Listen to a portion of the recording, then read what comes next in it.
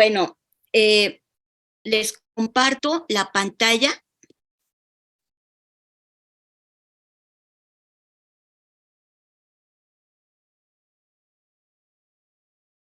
Sobre neoliberalismo.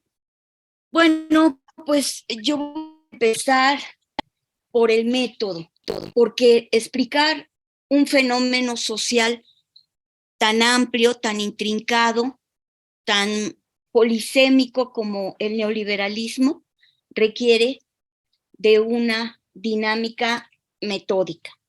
Dice Hegel, en el principio está el método, lo dice como si estuviésemos hablando de un fundamento y también como si hablásemos de una guía. Entonces, vamos a tratar de exponer el neoliberalismo realizando el abordaje a partir de la exposición de la esencia del pensamiento dialéctico para ver cómo podemos comprender primero al neoliberalismo en su esencia y también en su historia. Entonces voy a empezar por el liberalismo y después por el neoliberalismo.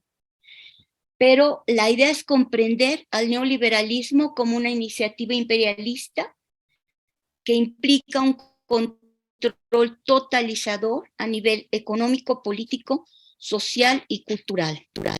La metodología dialéctica tiene que ver directamente con una filosofía, con una lógica y con una metodología también.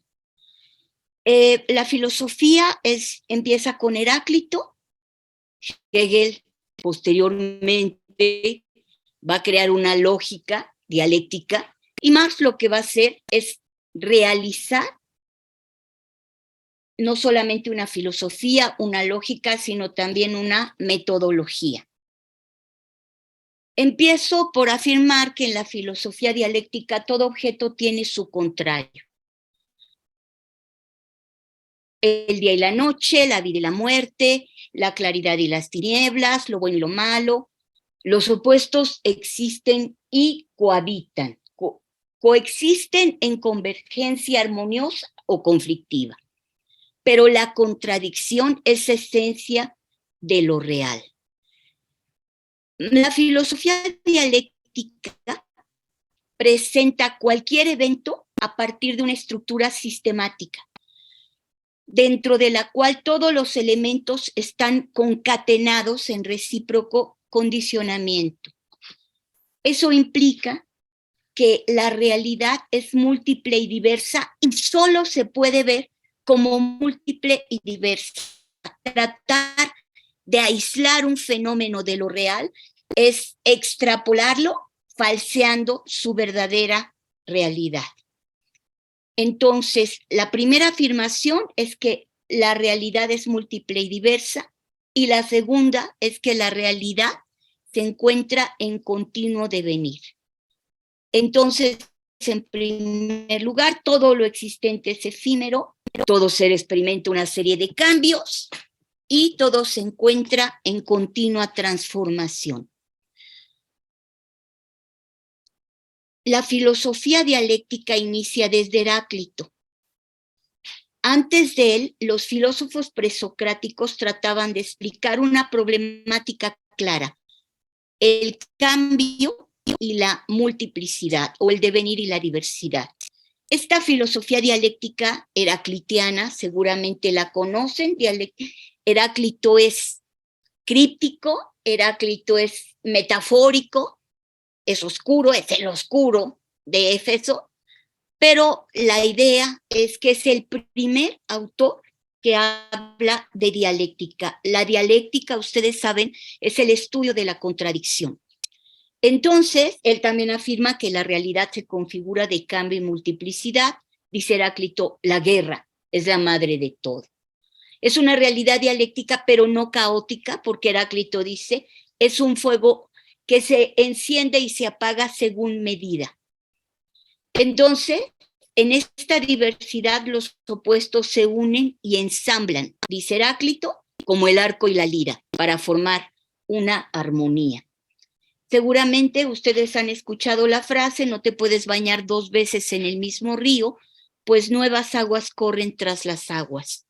La idea de Heráclito es que en realidad no solamente el río cambia por el paso del agua, sino tú también ya no eres el mismo cuando vuelves a bañarte al río.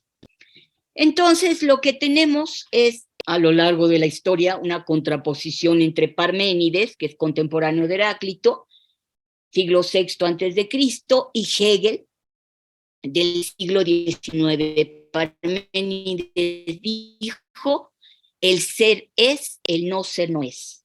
Por lo tanto, no existe el cambio ni la multiplicidad, porque si cambiase, dejaría de ser lo que era, por lo cual esto es imposible porque el cambio simplemente se refiere a algo que no es y el no ser no existe. Tampoco por ello existe la multiplicidad. Si hubiese únicamente 2 seres, uno negaría la existencia del otro, lo cual es imposible porque el no ser no es. El ser es igual al no ser, dice Hegel, por lo tanto sí existe el devenir, porque cada uno de nosotros está negando a su propio ser para transformarse. Entonces, si vemos a Yavin dentro de 10 años, va a ser muy diferente. ¿Por qué? Porque el ser al mismo tiempo se mantiene, pero autonegándose. Por eso existe el devenir. Según Hegel, todo se encuentra en un camino de superación, que es también la idea de Marx. Los filósofos no pueden apartarse de la idea de progreso. Solo hay 2 filósofos que no lo hacen y que son Nietzsche y Montaigne. Entonces también existe la multiplicidad, por supuesto. Aristóteles, en el siglo III antes de establece la lógica formal, que es justamente el paradigma para todas las ciencias naturales, para la lógica y para las matemáticas. Él maneja 3 principios: el principio lógico de identidad, el de no contradicción y el de tercero excluido. El de identidad es que todo objeto es idéntico a sí mismo. El de no contradicción es el más importante. Si A es verdadera, entonces no A necesariamente es falsa. Si A es falsa, no A necesariamente es verdadera. Y no hay otra posibilidad. Este es el principio lógico del tercero excluido, que no pueden ser ambas verdaderas o ambas falsas. Cuando Hegel dice que el ser es igual al no ser, lo que está haciendo es hablar de la conocida tríada afirmación, negación, negación de la negación. Alguien afirma algo, la siguiente persona o el siguiente filósofo lo niega y el tercero vuelve a negar la negación. Eso significa, por cierto, un progreso en el discurso, en la filosofía y también en la vida. De manera que el joven niega al niño y el adulto es la negación del joven, como ejemplo, ¿no? En la dialéctica marxista, lo que tenemos es una diferencia entre el planteamiento de Isaac Newton en su famoso libro Principios Matemáticos de Filosofía Natural, donde establece el paradigma de cientificidad de las ciencias naturales. Eso mismo lo va a hacer Carlos Marx, pero referido a las ciencias sociales. Entonces, en la dialéctica marxista se establece que no puede ser viable el paradigma de cientificidad newtoniano porque la sociedad y la naturaleza son diferentes.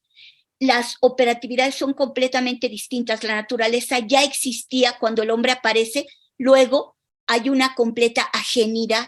Sin embargo, en lo que se refiere a lo social, el sujeto está transformando la objetividad natural para convertirla en una objetividad a placer humano o de acuerdo a las finalidades humanas.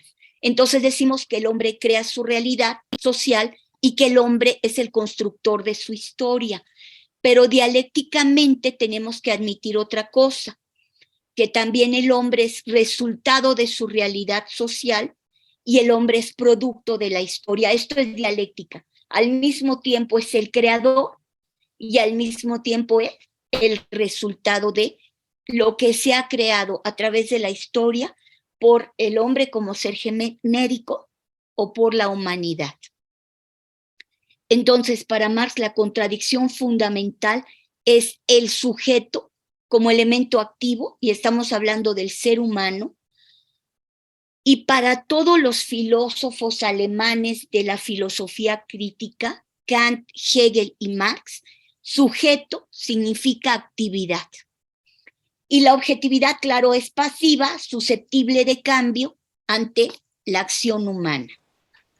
Bueno, ¿por qué Marx no sigue a Hegel? Porque Hegel es idealista. Los filósofos idealistas tratan de explicar la realidad a partir de una entidad trascendente, llámese motor inmóvil, mundo de las ideas, espíritu absoluto, el Dios católico, etc. Y Marx lo que dice es que es preciso estudiar la realidad social a partir de la propia materialidad. Y lejos de seguir a Hegel en este dictado del espíritu absoluto, Marx afirma que la sociedad es una totalidad concreta, que se encuentra en continuo devenir.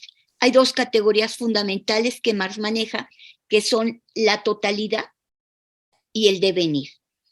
¿Por qué la realidad social es una totalidad concreta? Porque cada acontecimiento tiene que examinarse a partir de un contexto. Insisto, no podemos, como el positivismo, decir vamos a los hechos, porque el hecho no ocurre aisladamente. Está concatenado, interrelacionado y en interacción profunda con otros hechos, porque todos los elementos de la realidad experimentan una especie de condicionamiento recíproco.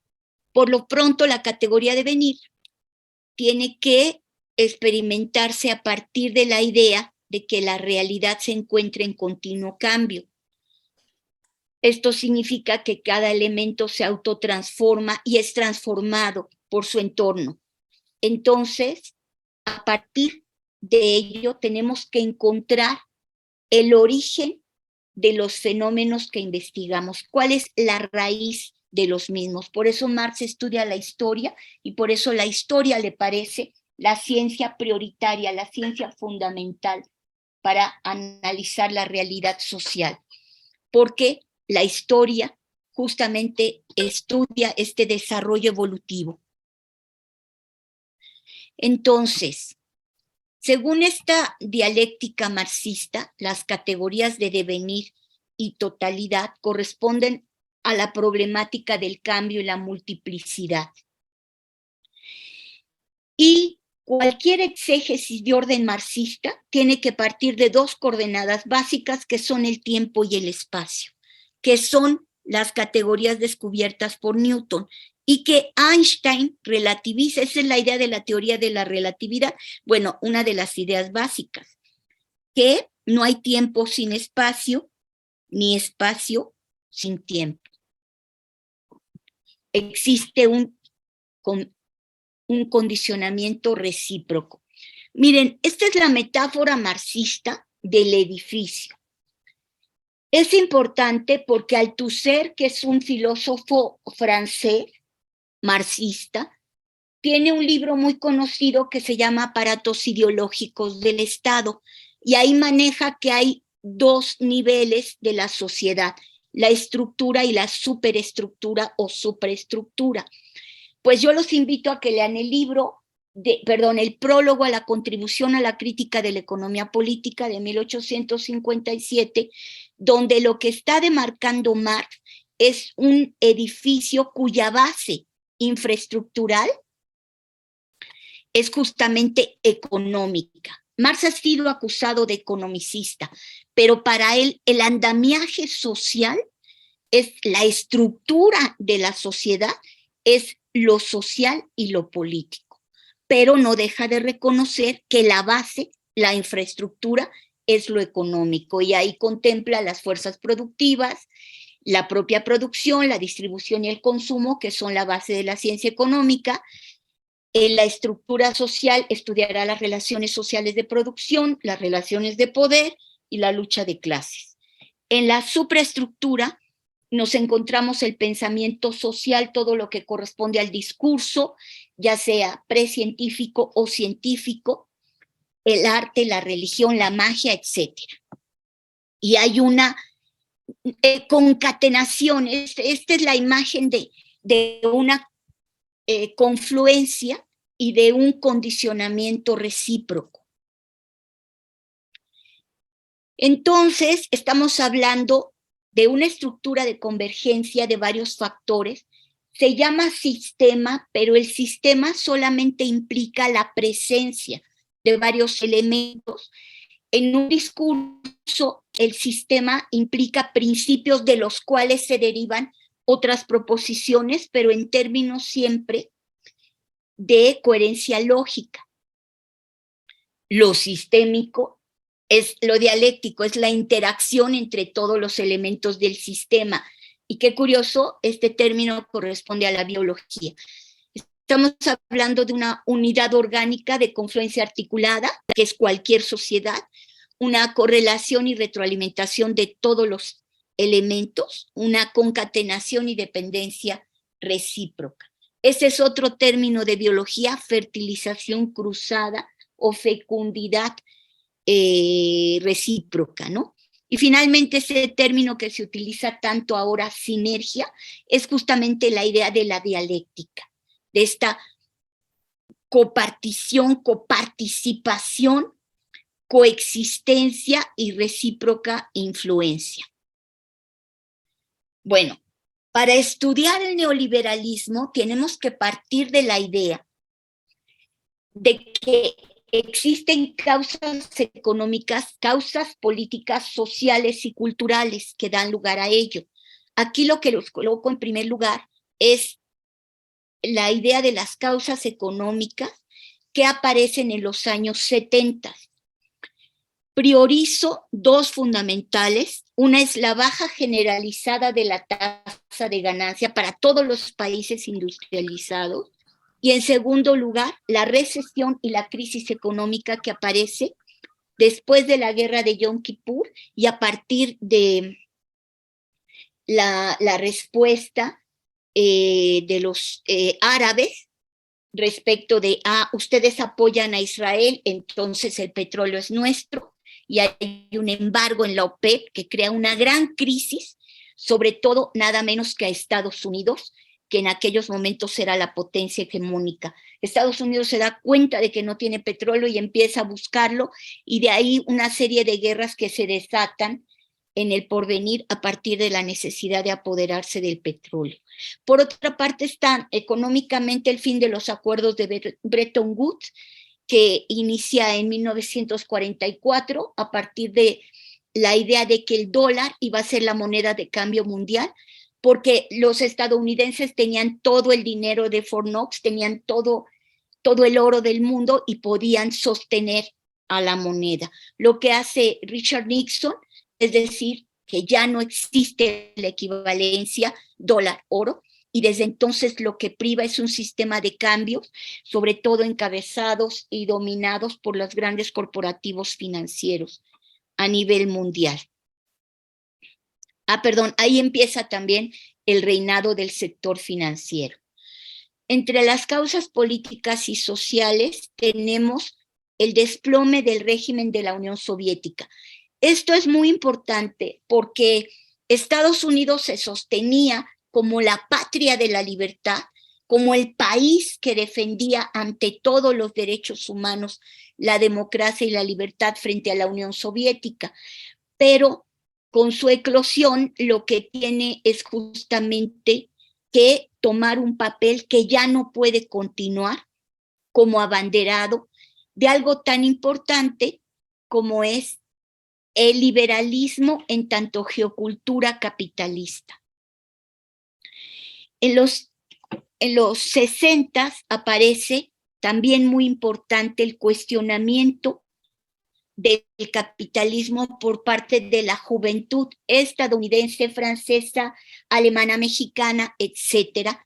Los jóvenes están justamente protestando en actitud contestataria frente a la guerra de Vietnam, frente a esa falta de derechos frente a la posibilidad de llevar a cabo una vida más libre, como en los hippies, etcétera. Pero lo que yo quiero, ante todo, subrayar es que el neoliberalismo es la búsqueda de nuevas políticas económicas para enfrentar las pérdidas. Todo esto ocurre porque de 1945 a 1973 ocurrió la época dorada del capitalismo. En esa época dorada, lo que va a pasar es que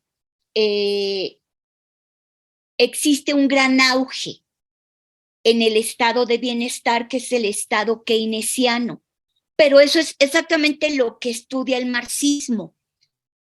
El capitalismo no es un sistema sostenible, necesariamente va a tener crisis periódicas y estas son indefectibles, inevitables.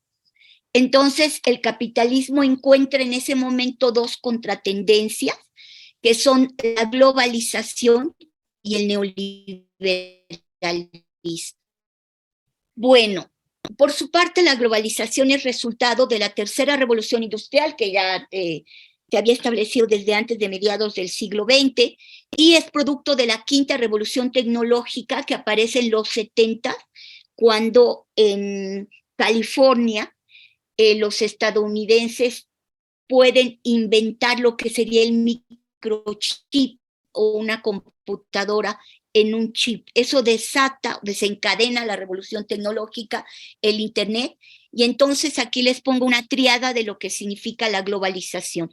Medios de comunicación de alta tecnología, bajos costos de transporte y libre comercio ilimitado. Desde ese punto, que sería a partir de los 70, todas las mercancías pueden ser libremente comercializadas, excepto, fíjense ustedes, la fuerza de trabajo, que es la creadora del valor. La fuerza de trabajo va a encontrar una serie de obstáculos para su libre movilidad, a partir de la idea del derecho de los países a cerrar fronteras. Pero entonces lo que se va a generar es un mercado mundial con desigualdad internacional, ¿no? Bueno, lo que quiero que quede claro es que el neoliberalismo es la nueva configuración capitalista como capitalismo salvaje. Es la nueva forma expansiva del capitalismo. Recuerden que imperialismo significa expansión. Y si bien se registra el fin del imperialismo militar a partir de 1914, este ha continuado a lo largo del tiempo.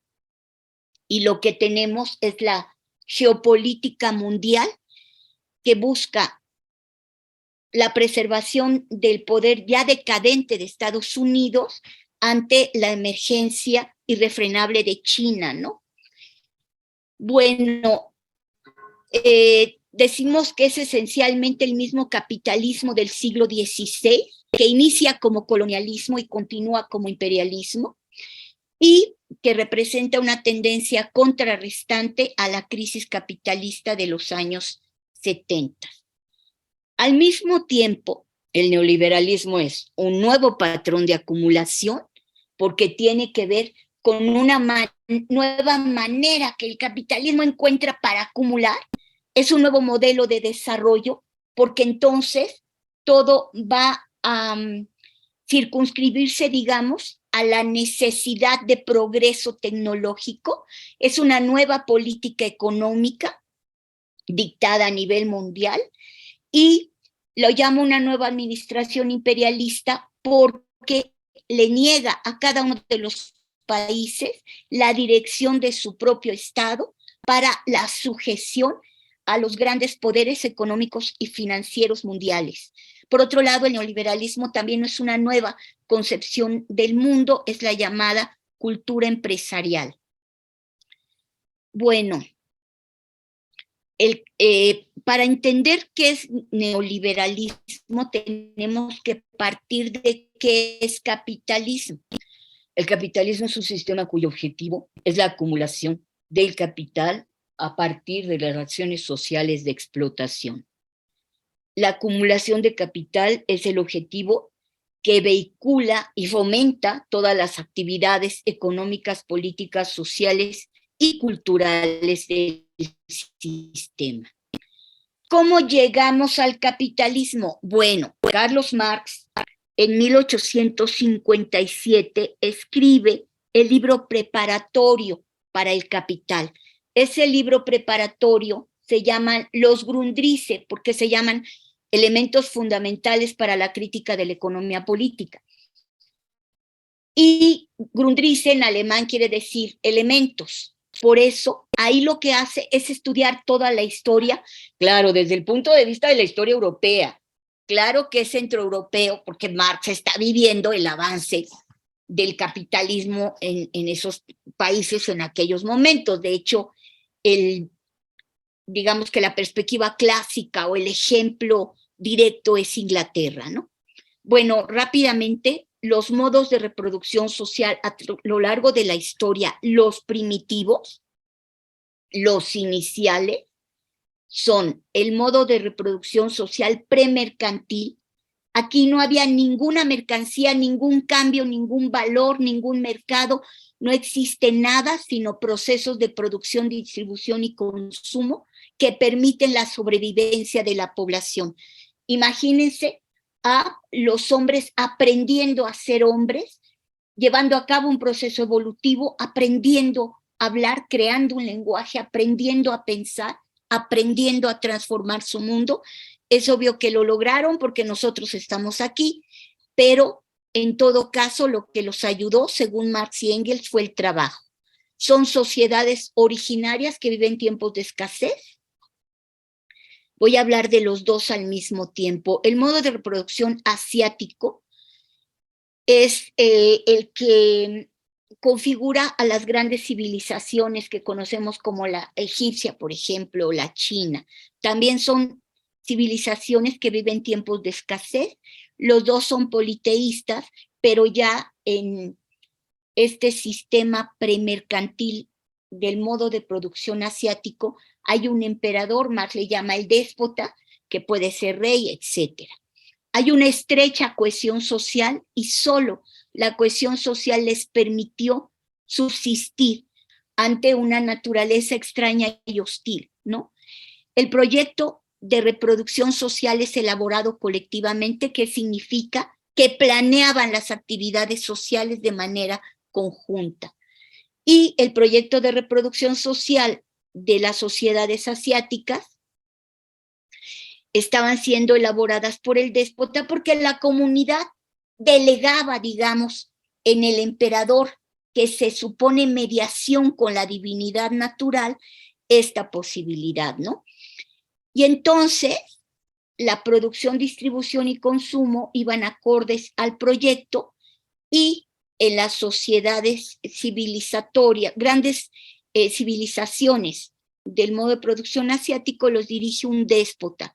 Es decir, el emperador egipcio decidía cuántos se iban a morir porque no alcanzaba la producción. Es muy importante entender que allí no existe la propiedad privada, no existen las clases sociales, no existe el cambio ni el mercado. Claro que hay estamentos, claro que hay divisiones y hay privilegios, lo sabemos, pero las clases sociales se definen a partir de la propiedad privada sobre los medios de producción. Por eso decimos que todavía no existe. Los modos de reproducción social mercantiles precapitalistas inician con el esclavismo. También son sociedades de escasez. De hecho, la escasez se termina en el siglo XVIII a fines con la Revolución Industrial, cuando el hombre puede encontrar la posibilidad de utilización de las fuerzas naturales como energía que implementa un gran impulso a la productividad. Pero por lo pronto, entonces, se descubre a partir del avance de las fuerzas productivas la posibilidad de un trabajo individual, empieza la idea de individuo, surge la propiedad privada en el esclavismo, ¿no? Surge la filosofía y la ciencia en Grecia, en la Grecia del siglo VII al V antes de Cristo. Ya no hay proyecto. Aquí acaban los proyectos y la planeación se vuelve privada. Y surge el mercado, la mercancía, el valor, el dinero y las clases sociales. En el feudalismo lo que tenemos es una especie de crecimiento paulatino, lento, pero consistente del mercado. Lo que tenemos es la producción centrada en la propiedad de la tierra, un desarrollo científico y cultural importante, los proyectos de producción son privados y existe esta idea de la férula feudal en la que se tiene una especie de sociedad de autoconsumo. El mercado, sin embargo, creciente se va a convertir en mundial a partir de los descubrimientos y las clases sociales se establecen como un privilegio innato, ¿no? A partir del nacimiento. En el capitalismo lo que tenemos es una especie de crecimiento inercial. El capitalismo, en todo caso, es un proyecto civilizatorio de los europeos que se va a convertir en mundial y que de alguna manera no se elige conscientemente, sino un poco de modo inercial, a partir de todo el movimiento generado por los burgueses, por el crecimiento del mercado, por la conversión de la fuerza de trabajo en mercancía, por la posibilidad ya entronizada de acumulación de capital. Entonces, el capitalismo es este sistema que como proceso tiene la concentración, centralización del capital que transcurre a través del ciclo del capital y que tiene también como fuentes de ganancias la renta, el interés y el capital financiero. Esto es muy importante. Toda riqueza es acumulación de dinero, pero no toda riqueza es capital. El capital es dinero en proceso de convertirse en una mayor cantidad de dinero. Gracias al plusvalor. El plusvalor es trabajo no pagado. Ahora, todo dinero es valor y todo valor está siendo creado por el trabajo. Pero no toda ganancia es plusvalor, porque la ganancia puede ser debida a la usura, el interés, la renta de la tierra, el robo, actividades, por supuesto, delincuenciales, al sector financiero, al capital bancario. Ustedes saben que los bancos ganaron en esta etapa de crecimiento de la pobreza y de la hambruna miles de millones de dólares. Claro, en México las ganadoras son digamos, las bancas internacionales, porque en México hay algo que nuestros diputados aprobaron que se llama anatocismo, que es el cobro del IVA sobre el interés, que ya es muy alto. Y la existencia del capital ficticio no me va a dar tiempo de explicárselos por lo pronto. Las características del capitalismo es que si bien todo proceso productivo se divide en producción, distribución y consumo en sociedades no mercantiles, en las sociedades mercantiles la distribución aparece como circulación. No hay producción sin consumo, eso significa que cuando se produce, se consumen los medios de producción y se consume la fuerza de trabajo. Pero no hay consumo sin producción, es decir, que no hay elementos, habituallamiento, provisiones, si no hay producción. No hay consumo sin empleo.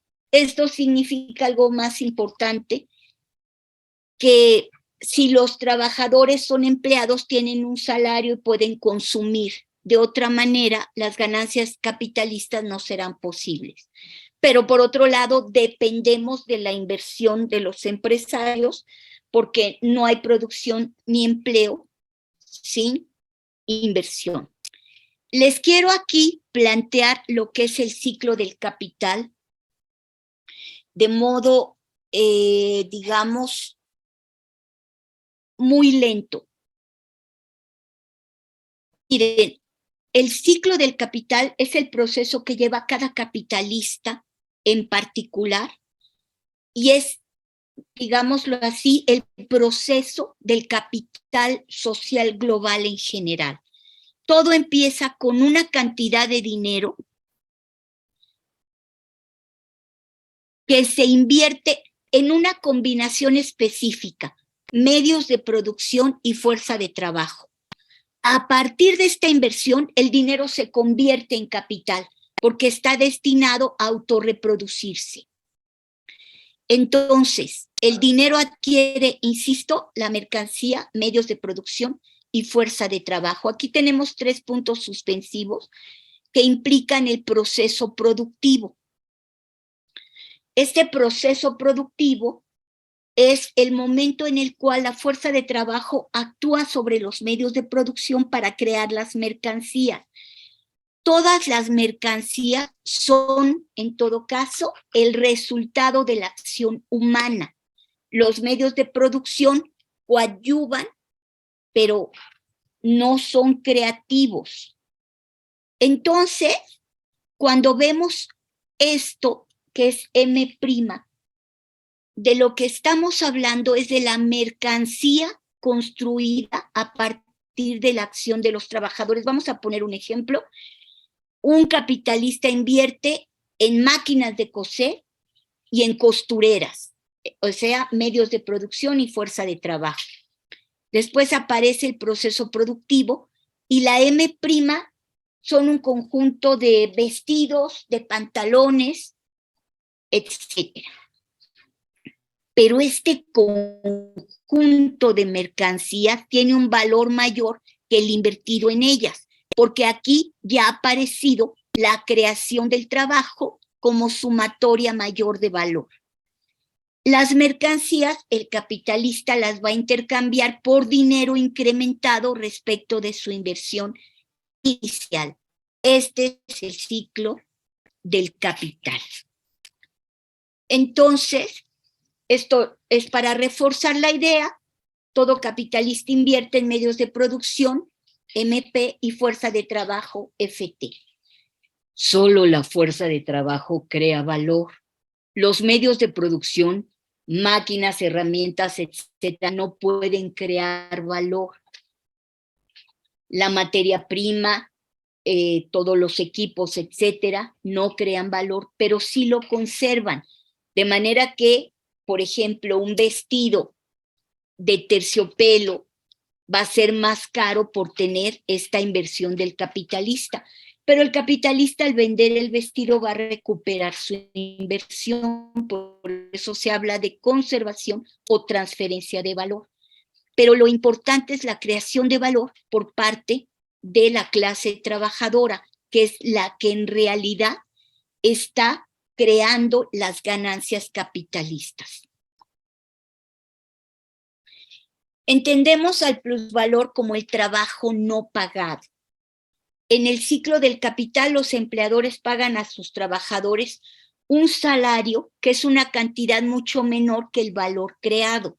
Para ponerles un ejemplo, en México, todo trabajador gana como salario mínimo 207 pesos por 8 horas de trabajo. Bueno, el promedio de creación de valor de un trabajador en México son 2,000 pesos.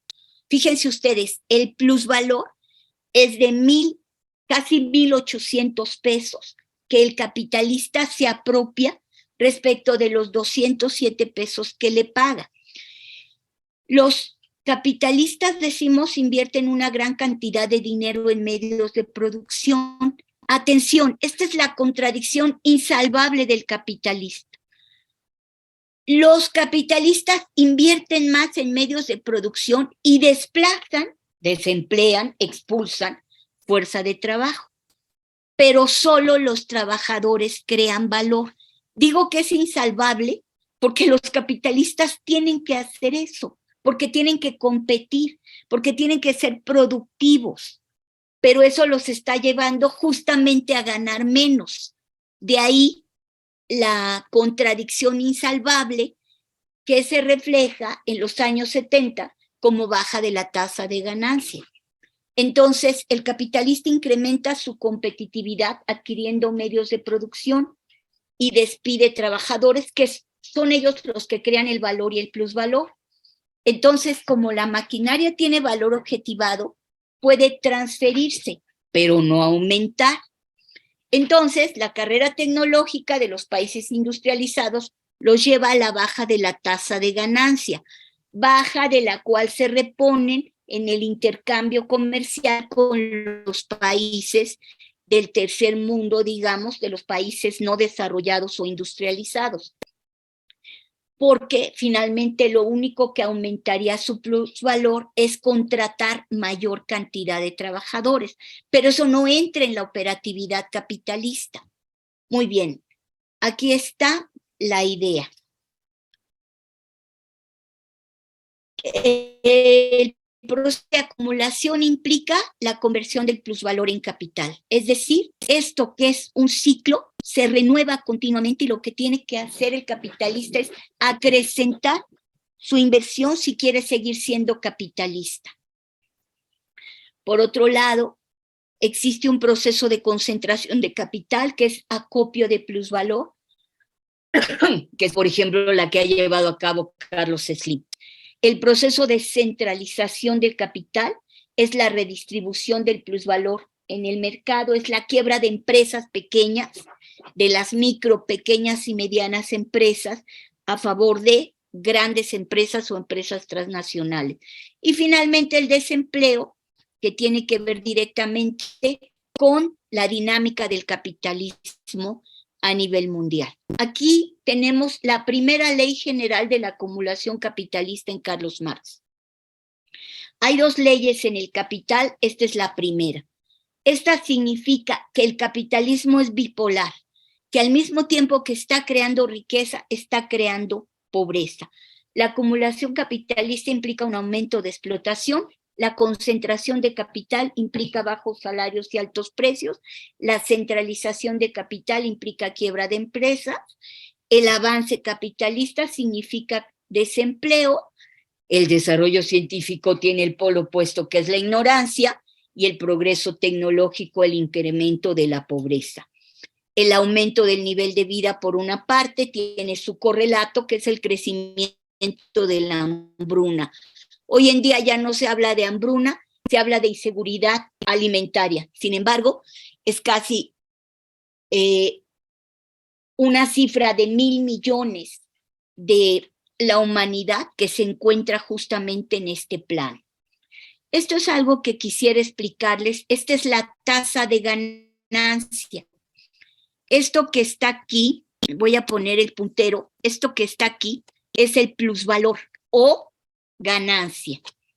Este plusvalor se divide entre el total del capital invertido, lo que se invirtió en medios de producción y lo que se invirtió en fuerza de trabajo. Esto es lo que los capitalistas van a ganar.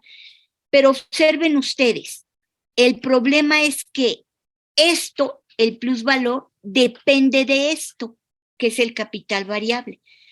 Pero el capital variable es justamente lo que hacen los trabajadores que son despedidos. Y aquí lo que más se invierte es esta cantidad.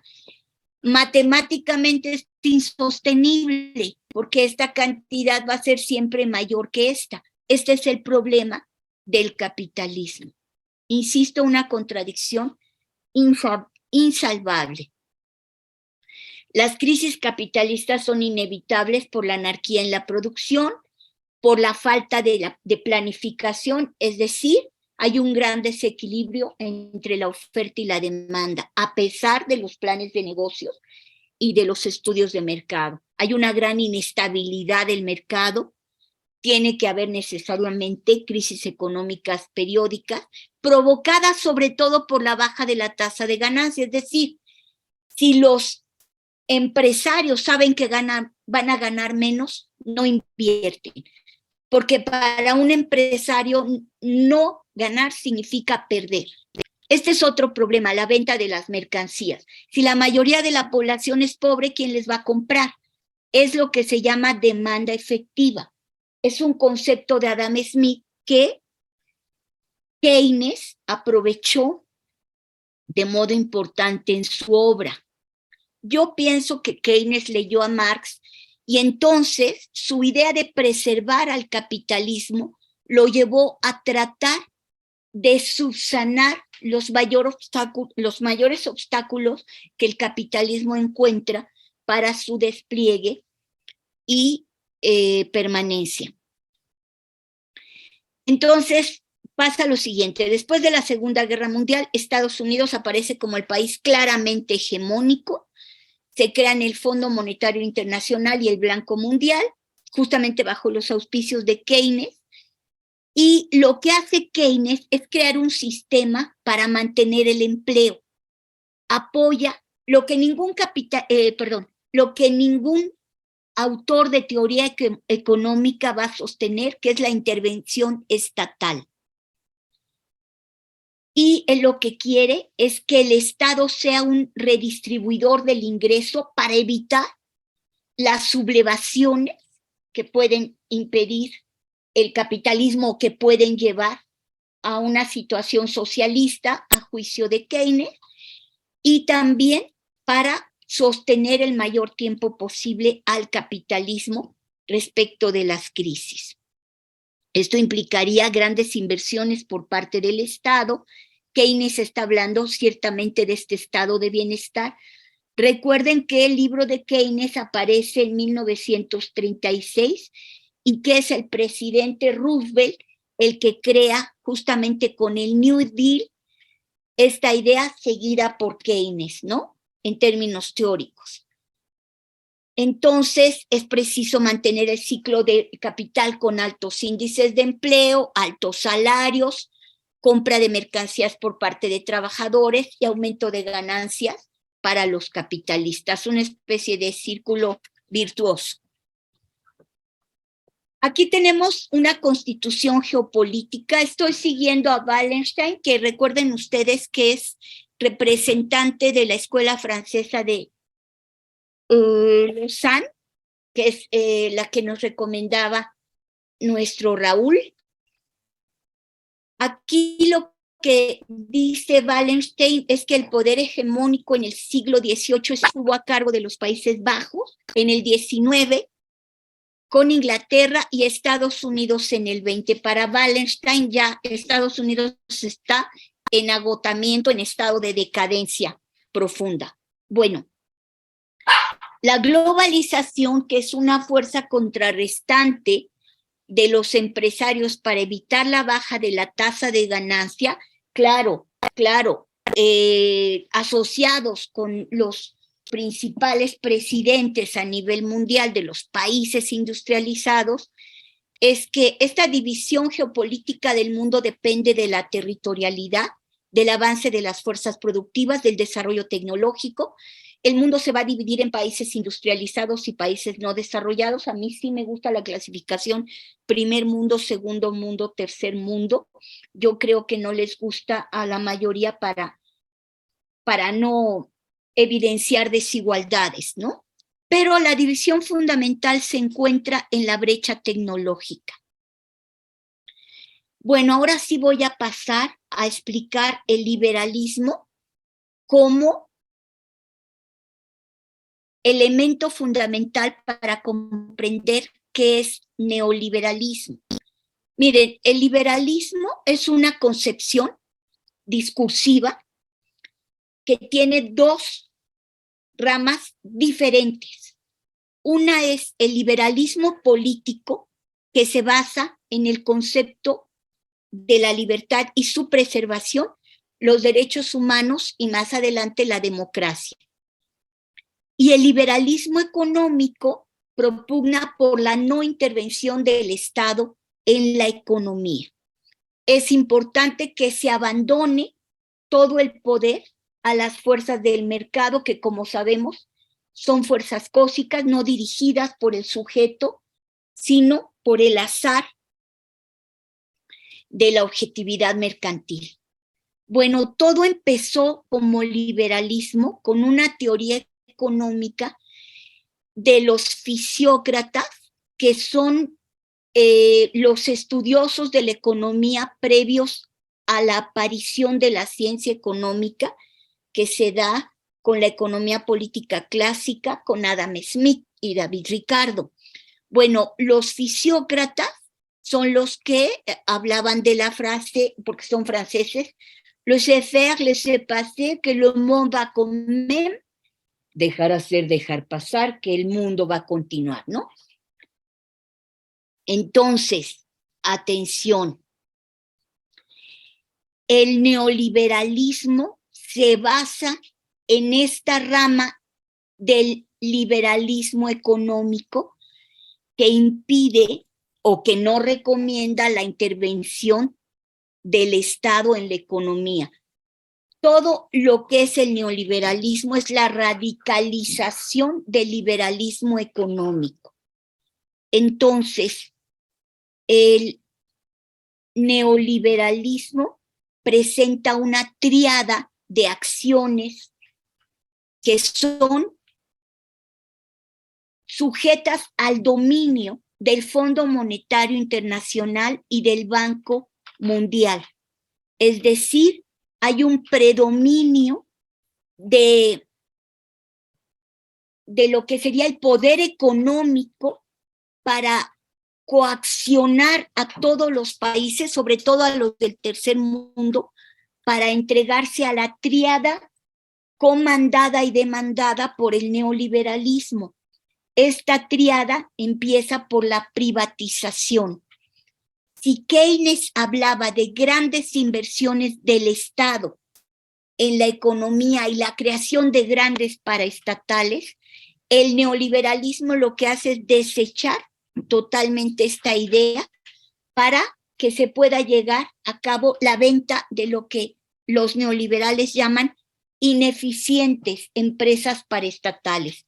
Según ellos, los eficientes son los propietarios privados. Miren ustedes, Teléfonos de México, que era una empresa estatal lograda a partir de la inversión pública, se convierte entonces en un regalo de Salinas de Gortari a Carlos Slim. Allí empezó su acumulación y entonces se privatizaron los ferrocarriles, se privatizó la banca en México y se privatizó todo lo que había antes sido propiedad del Estado y por tanto de la nación, como este golpe también a la compañía de luz y para convertirlas en privadas. Bueno, el nuevo patrón de acumulación neoliberal significan 3 acciones, decía yo, inmediatas y coercitivas. La coacción proviene del Fondo Monetario Internacional, que a naciones endeudadas les presta sí, solo sí, se convierten en países neoliberales.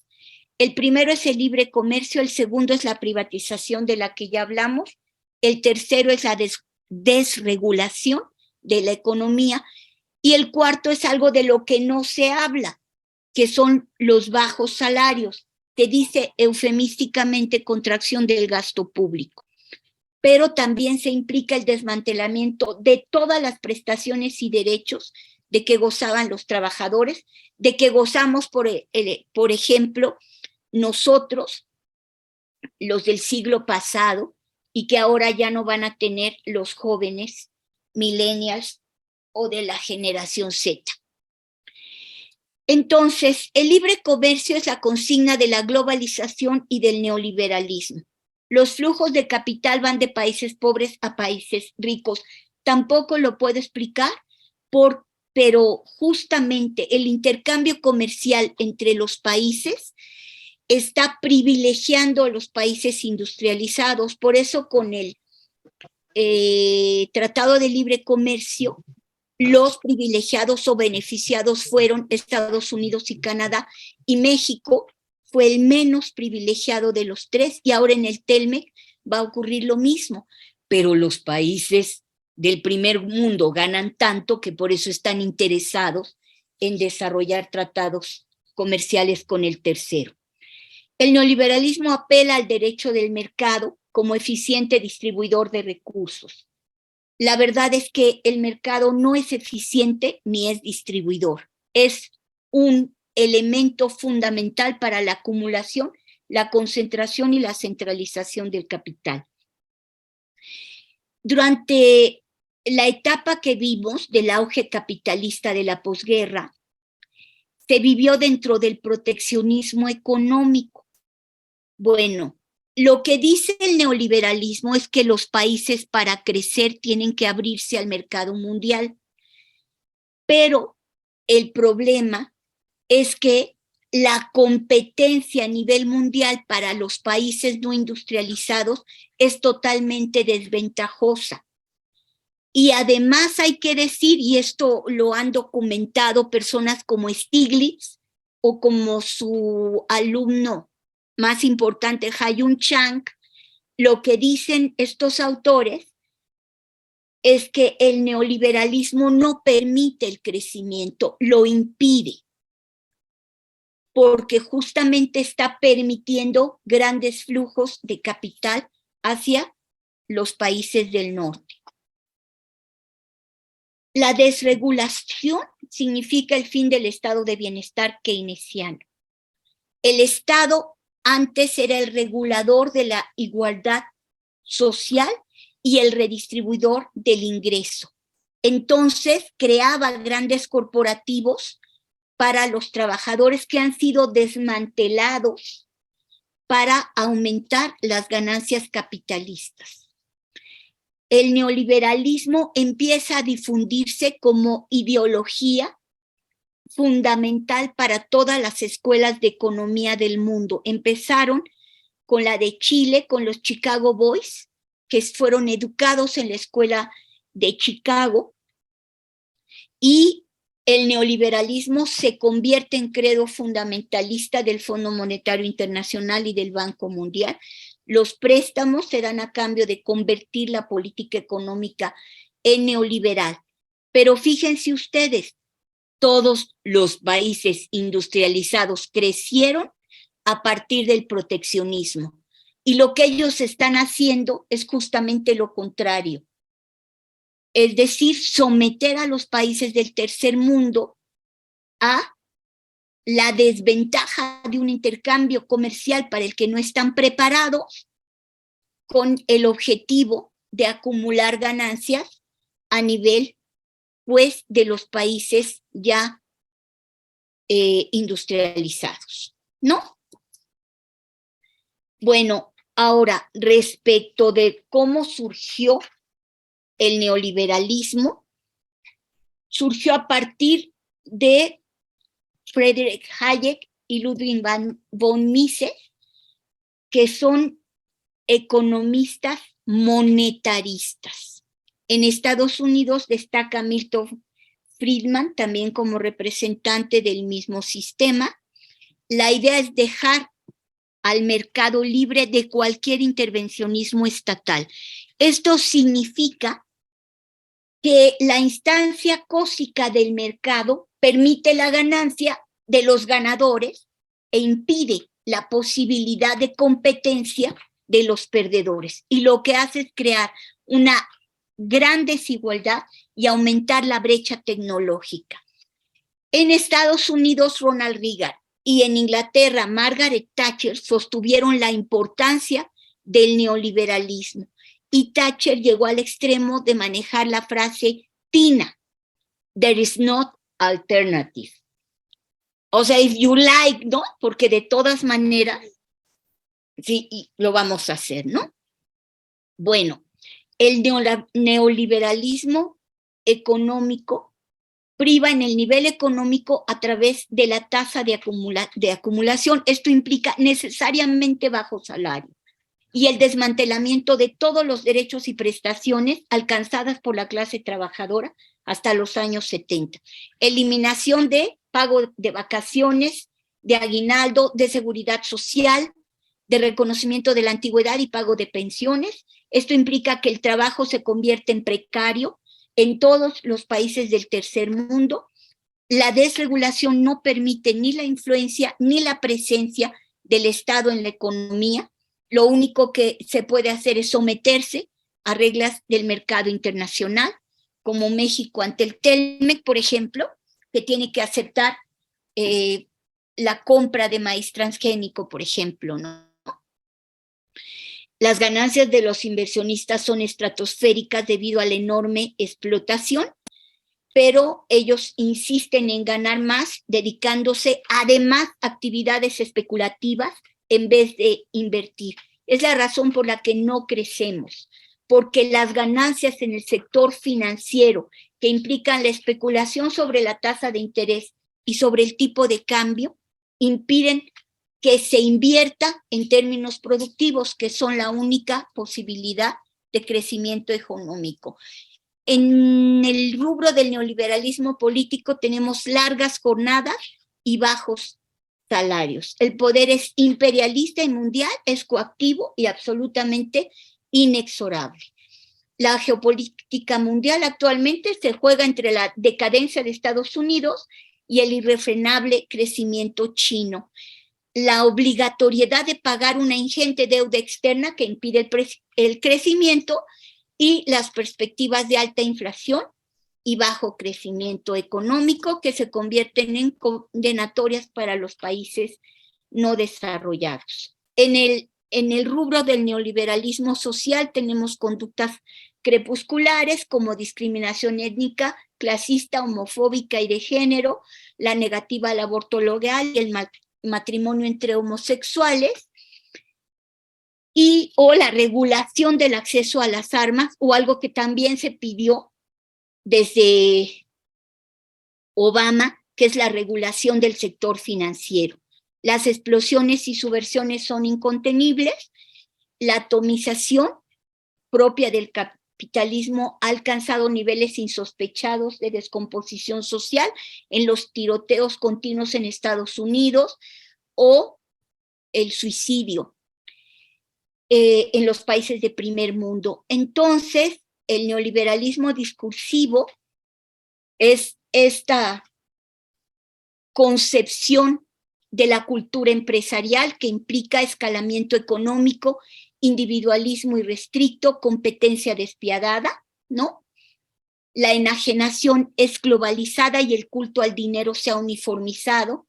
El sujeto social entonces se transforma en consumidor obsesivo o frustrado. Entonces, eso es todo. Muchas gracias.